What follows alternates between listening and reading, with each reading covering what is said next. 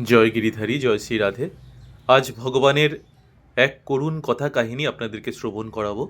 তবে আজকের এই ভিডিওটি আমার কাছে ভীষণই বেদনাদায়ক। এই হলো ভগবান শ্রীকৃষ্ণের কোষ্ঠী পাথরের একটি বিগ্রহ, যার বয়স আনুমানিক 300-400 বছর হবে। ভক্তরা তাদের এই কোষ্ঠী পাথরের ভগবান শ্রীকৃষ্ণের বিগ্রহটিকে ভগ্ন অবস্থায় নিয়ে এসেছিলেন আমার কাছে, তাকে সুস্থ করে তোলার জন্য। এবার আপনাদেরকে প্রথম থেকে ঘটনাটি বলি যে সেদিন কি হয়েছিল। হঠাৎ একজন ভদ্রলোক আমাকে ফোন করেন। ফোন করে বলেন যে, দাদা, আমাদের কোষ্ঠী পাথরের কৃষ্ণের একটি বিগ্রহ আমার সহধর্মিণীর হাত থেকে পড়ে ভেঙে যায়, আমি এখন কি করব।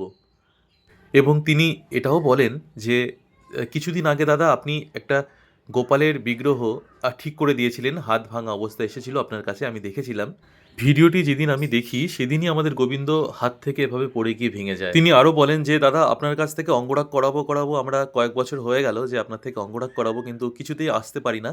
কিন্তু হঠাৎই ভগবান এভাবে হাত থেকে পড়ে ভেঙে যায়, আমি এখন কি করতে পারি।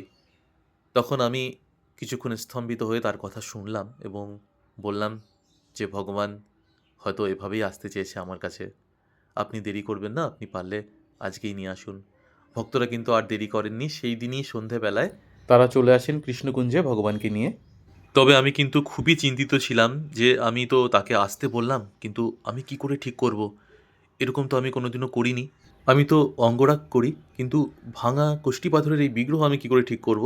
তখন গিরিধারীকে বললাম যে, গিরিধারী, তুমি একটা পথ বলে দাও বাবা, যে কি করে আমি ঠিক করব। কারণ তুমি তো ভগবান, তোমাকে সারিয়ে তোলার ক্ষমতা তো আর আমার নেই। তুমি যদি কৃপা করো আমায়, তবে আমি পারবো, না হলে আমি পারবো না। তারপর ভগবানকে আমি গিরিধারীর বিছানায় শয়নে দিলাম যে, তুমি এখানে বিশ্রাম করো, তুমি এখন অসুস্থ, তুমি আমাকে আশীর্বাদ করো যেন আমি তোমাকে সুস্থ করে তুলতে পারি, তবে তুমি কৃপা না করলে আমি কখনোই পারবো না। এই বলে ভগবানকে আমি প্রণাম জানালাম। হঠাৎই মনে পড়লো একজন শিল্পীর কথা, একজন পাথর শিল্পী আমাদের কৃষ্ণকুঞ্জে এসেছিলেন তার গোপালকে নিয়ে এবং আরও অনেক ঠাকুরকে নিয়ে অঙ্গরাগের জন্য। তার ফোন নম্বরটা আমার কাছে ছিল। আমি তক্ষুনি তাকে ফোন করলাম যে, দাদা, আমাকে একটু সাহায্য করো। তখন তাকে সমস্ত ঘটনা বললাম। তখন দাদা আমাকে একটা পাথর জয়েন্ট করার আঠা নাম বললেন। আমি সেই আঠা দিয়ে ভগবান শ্রীকৃষ্ণের ভাঙা জায়গাগুলো জয়েন্ট করলাম এবং খুব সুন্দরভাবে জয়েন্ট হলো। তবে গিরিধারীকে কোলে বসিয়েই আমি কাজটা করছিলাম এবং গিরিধারীকে বলছিলাম যে, বাবা, আমি তো উপলক্ষ মাত্র, কাজটা কিন্তু তোমাকেই করতে হবে, কারণ তোমাকে সারিয়ে তোলার ক্ষমতা কিন্তু আমার নেই, তুমি যদি কৃপা করো তবেই হবে। এবং ভেতরে ভেতরে খুব ভয়ও পাচ্ছিলাম যে এমন কাজ আমি কি করে করব। তারপর এত সুন্দরভাবে জয়েন্ট হলো যে কিছুতে বোঝাই যাচ্ছে না যে ভগবান ভেঙে গিয়েছিল। আমি তো ভীষণ খুশি হলাম ভগবানকে এভাবে দেখে। তারপর আমি ভগবানকে প্রণাম জানিয়ে তার অঙ্গরাগ শুরু করলাম, সাবেকি রূপ দেওয়ার চেষ্টা করলাম তার। আমার সহধর্মিণী সাবেকি কলকায় ভগবান শ্রীকৃষ্ণকে সাজিয়ে তুললেন। জীবনের প্রথম আমি এমন সাবেকি অঙ্গরাগ চেষ্টা করলাম, কিন্তু এর আগে আমি এরকম ভগবান শ্রীকৃষ্ণের সাবেকি অঙ্গরাগ করিনি।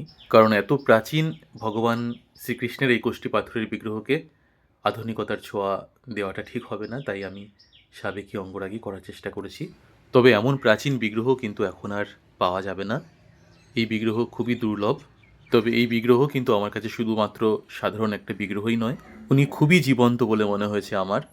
কারণ ওনাকে দর্শন এবং স্পর্শ করলেও যেন একটা অন্যরকম অনুভূতি হতো সবসময় আমার।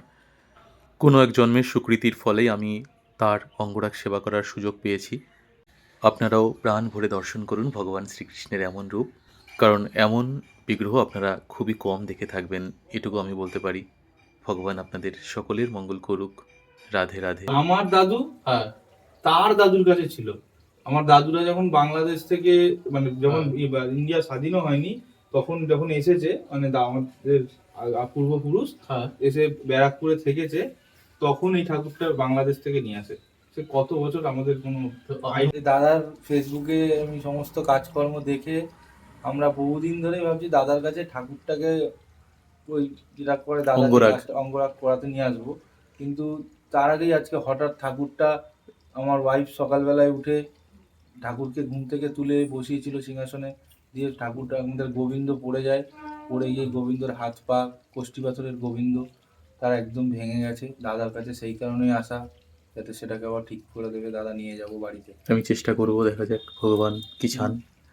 আর ভগবান যেভাবে আসবেন এটা এটা সত্যি ভাবনার আমার বাইরে। খারাপ, সকাল থেকে মা না খেয়ে কাঁদছে, আমার ওয়াইফ কাঁদছে। ভগবান এই ভক্তদের মঙ্গল করুক এবং সকলের মঙ্গল করুক। রাধে রাধে।